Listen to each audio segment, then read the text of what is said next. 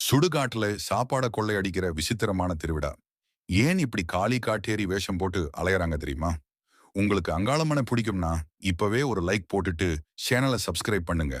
ஒரு முறை சிவன் கோபத்துல பிரம்மாவோட 5வது தலைய வெட்டினப்போ, அந்த தலை அவர் கையிலேயே ஒட்டிக்கிச்சு. அவர் சாப்பிட எடுக்கிறதெல்லாம் அந்த தலைய சாப்பிட்டுரும்.